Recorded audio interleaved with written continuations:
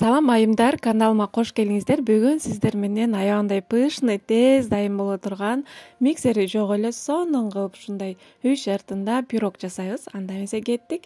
Эң биринчи эритип алган сливочный майыбызды коюп, анын үстүнө жумурткабызды салабыз дагы.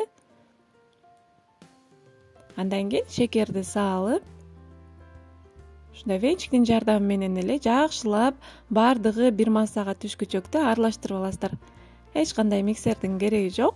Жакшылап аралаштырып алсаңыздар эле болду.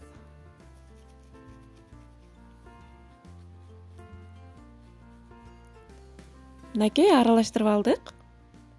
Ушундай болуш керек.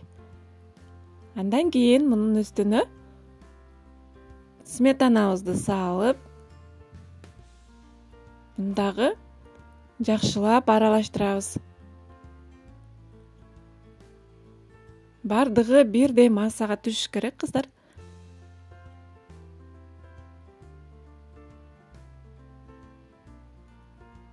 Мынакей дайын биздин массабыз. Бир четке ала турайлы дагы. Ундун үстүнө разрыхлитель салабыз. Андан кийин ванилин салып, ванилин же болбосо ванильный сахар салсаңыздар болот. Жакшылап аралаштырып,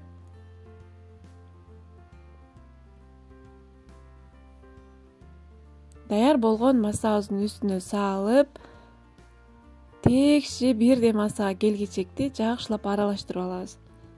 Достор, каналыма каттала элек болсоңуздар, каттала кетиңиздер. Алтыда дагы жакшы, сонун, доступный рецепттер менен бөлүшүп турганга аракет кылам. Мынакей биздин тестабыз дайын. Эми формабызды даярдап алып, ичине пергамент бумага салып алабыз эми.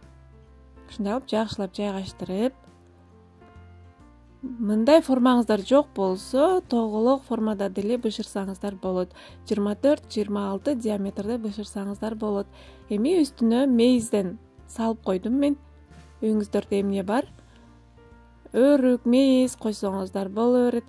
Андан кийин муздаткычта тоңдурулуп турулган ягодалардан кошуп койсоңуздар болот. Ушундай тоңдурулган жемиштерден кошуп 180 градуста үстү кызарып пышкычакты бышырып алабыз. Мынакей биздин аябандай сонун, даамдуу, жумшак пирогубуз бышып чыкты.